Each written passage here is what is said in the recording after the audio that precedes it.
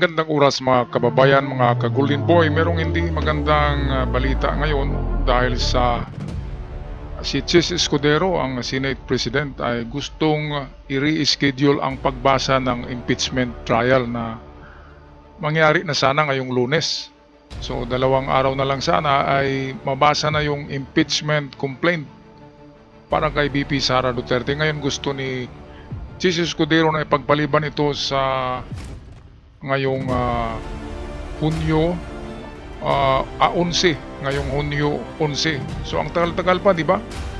At merong nagsasabi na ito'y delaying tactics dahil nga ay mag-expire na ang pagkakaupo ng mga incumbent senators at ang bagong papasok ay itong bagong mga nahalal na mga senador. So mayroon ng tinatawag diyan na itong medyo komplikado na kasi hindi natin alam kung ano ang stand ng mga bagong senador na nakaupo na maisama na ngayon sila sa impeachment case kay Sara Duterte, at baka magkabutuhan na lang daw at hindi wala nang impeachment trial na mangyayari, butuhan na lang kung ma-impeach o hindi si Sara.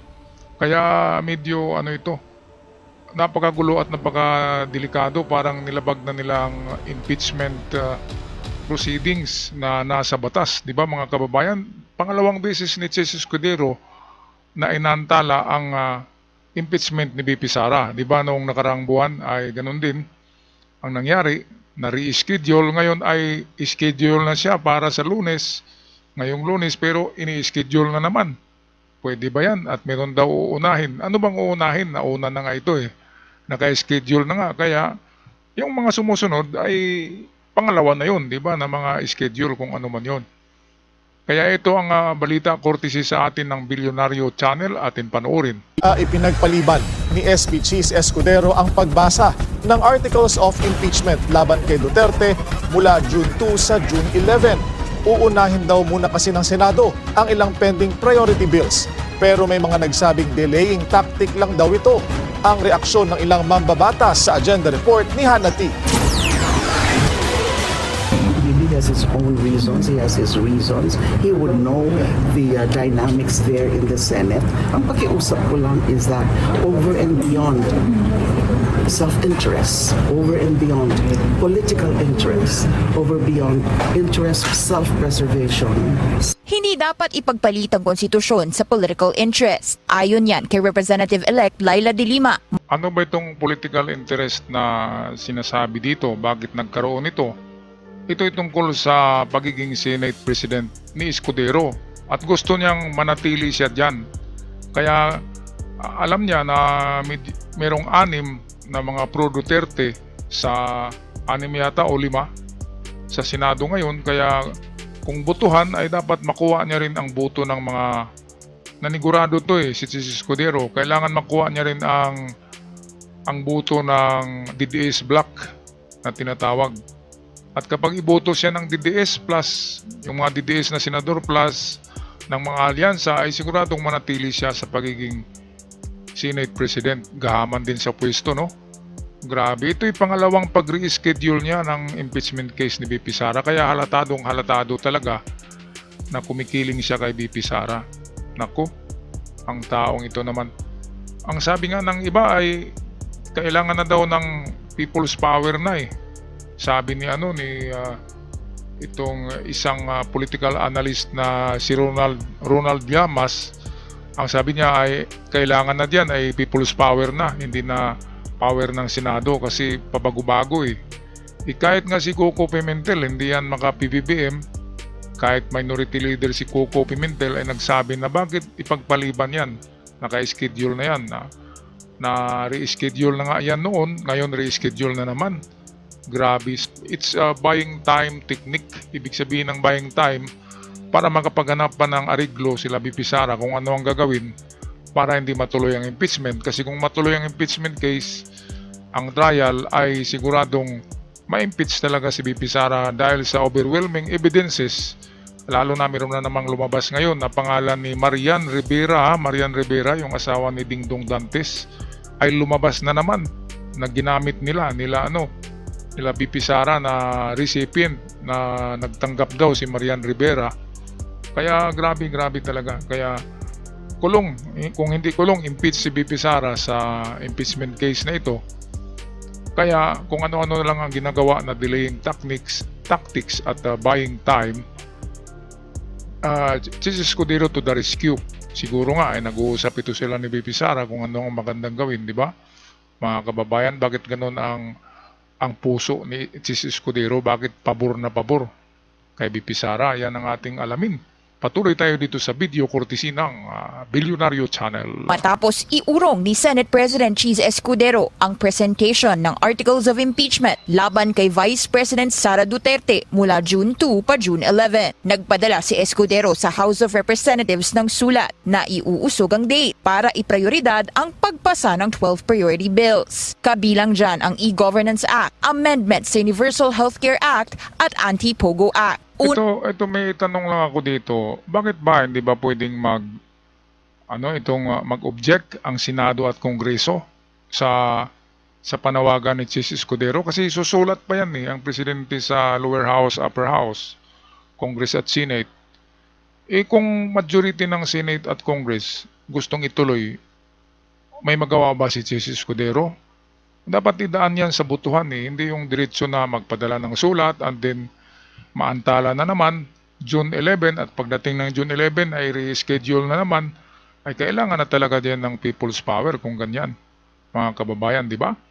Okay, patuloy pa rin tayo sa balita hatid sa atin ng Bilyonaryo Channel. Nang hindi inupuan ng Senado ang mga reklamo laban sa bise nitong Pebrero matapos itong i-transmit mula House of Representatives.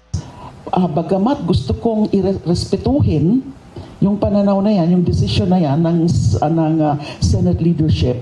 But I also cannot help thinking, so what is this? Kasi Para kay Dilima, tila paulit-ulit ang pagkaantala sa impeachment proceedings na sa dapat ay agarang ginawa sang-ayon sa konstitusyon. Ito mga kababayan, nakikita ko na at sana nakikita nyo na rin na ang Senado ay Duterte pala yan. Kumikiling ang Senado majority kay Duterte kasi hindi sila umupo noong nagpadala ng itong reklamo ang lower house, ang Congress ay nag-abstain sila, di ba? Yung bakante yung mga upuan, wala silang komento na sa yung sulat sa Congress tungkol sa schedule ng pag-impeach kay BP Sara ay walang imik ang mga senador Kaya siguro merong dito si Amy Marcos. Merong mga galaw si Amy Marcos diyan na kinausap ang mga senador at yung tanging loyal talaga kay PBBM, yun lang yung pabor sa impeachment. Pero majority diyan pala ay majority pati yung Senate President si Chis Escudero ay DDS pala yan. Kaya delikadong hindi matuloy ang ang impeachment kasi nga Kongreso lang yung gumagalaw, ang House of Congress lang ang talagang anti-BP Sara. Grabe naman itong sa Senado.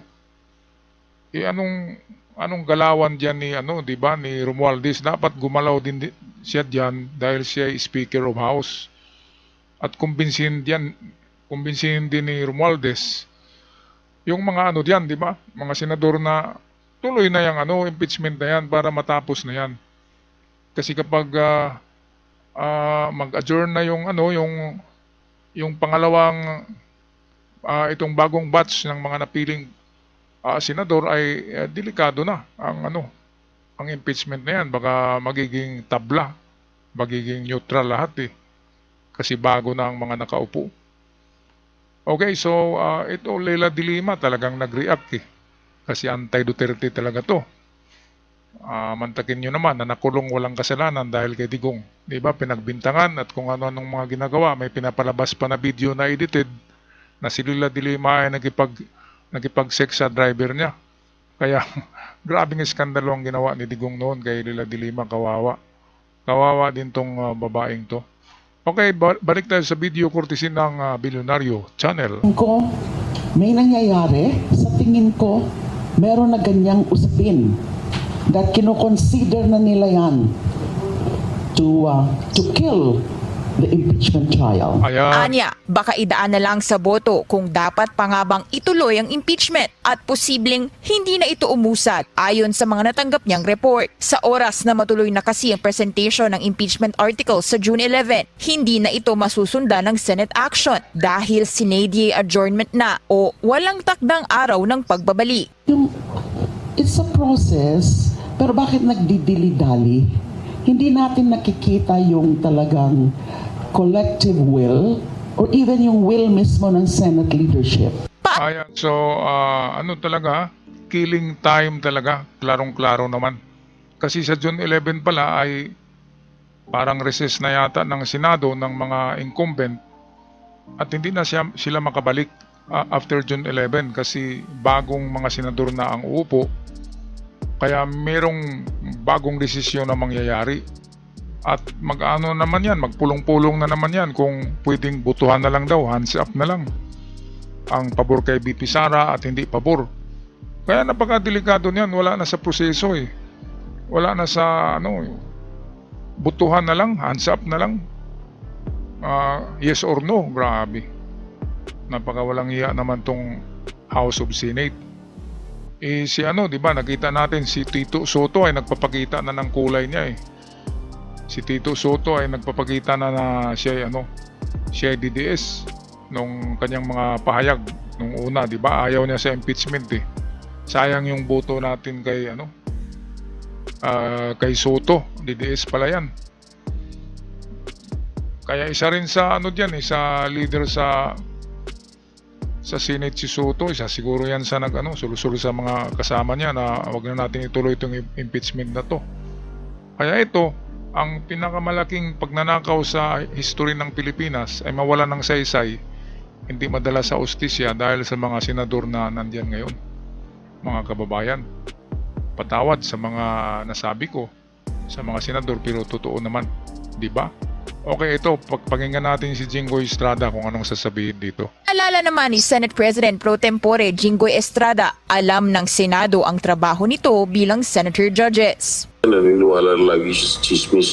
We are not going to abandon our constitutional duty to hear the impeachment case against the Vice President. Pero ayon sa ulat ng politiko, hindi ito basta legislative timing lang. Sabi ng isang Senate source, delaying tactic ito para pumabor sa Duterte bloc kung saan pwedeng manggaling ang swing votes hinggil sa Senate presidency. Ang cooling off period daw na ito about buying time to cut a deal.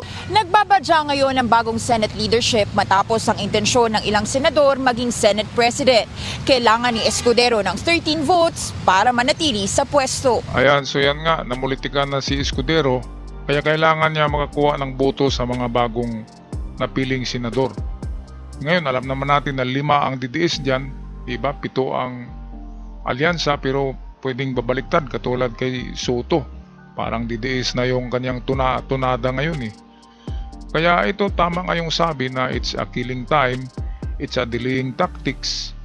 Killing time para magkaroon pa ng itong adjustment time or ample time na gumawa ng ariglo ang kampo ni BP Sara kung anong gagawin kasi merong 11 days eh. So magpapaghanap pa sila ng ariglo kung anong maganda, 'di ba? Kasi kung babasahan ka agad sa Lunes ay magkakandara pa na si BP Sara diyan, 'di ba? Maduduling na naman yung mata niya, iikot na naman at magluluding palagi at magiging galit na naman 'yan. Mag-swing mode na naman 'yan. Kaya they are looking for an ample time. Buying time nga, buying time. Pagbili ng oras. At sa isang linggo na delaying tactics na yan ay marami ang magagawa ng kampo ni BP Sara. Halimbawa, yung mga bayaran, di ba? Yung bibigyan ng milyon-milyon. Ang mga senador na tatanggap, di ba? At buboto sa pabor kay BP Sara.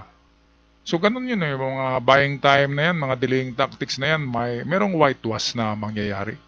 Kaya napakadelikado, nako. Lagot tayo kay BP Sara nito. Kung ganun ay makaupo yan. Babalik na naman yan sa kanilang sa kanilang dating gawi. Alright, tapusin na natin ang video courtesy sa atin ng Bilyonaryo Channel. Approve naman kay Senator Amy Marcos ang naging desisyon ni Escudero. Pamumulitika lang daw ang impeachment ng kaalyado niyang si VP Sara at dapat unahin kung ano ang makakatulong sa bayan. Si Senador Win Gatchalian payag din na i-move ang presentation ng impeachment articles kasama ang 3 pending bills niya sa gustong iprioridad ni Escudero. Ito, nakita niyo mga kababayan na pati pala si Wing Gatchalian ay DPS pala. Plus Escudero, plus Aimee, ang dami-dami dyan Bato, sino pa, Bungo. Kaya napakadelikado talaga na pagdating sa botohan ay majority boboto na hindi matuloy ang impeachment. Dahil kung papasok na yung sila Marcoleta, yung 3 di ba, nanalo na DDS, ay maragdag yun sa botohan, sa pag-hands up. Kaya ito yung pinakamasahol na nangyayari sa investigasyon sa Senado at Kongreso. Kung matuloy ito, dapat balik na rin ang upper house na ang Kongreso. Kasi ang Kongreso lang ang humahabol kay VP Sara at Duterte. Pagdating sa Senado ay walang mga imik. Kaya merong impunity. Si VP Sara at Digong, nakakatakot yung word na impunity. Kasi hindi yan makakasuhan. Ang mga taong may impunity hindi makakasuhan. Takot ang gobyerno, takot ang mga opisyalis. Yun yung impunity. Parang ano ba sila, di ba? Invincible o kublan. Hindi kinatablan. Ganun yun. Kaya ito yung mangyayari ngayon. Ang batas ng konstitusyon sa history of impeachment, ito lang yata impeachment na hindi maituloy dahil sa influensya ng mga Digong, ng mga Duterte, di ba? Ay naku, mga kababayan, anong palagay nyo? Pag-comment lang sa ating comment section.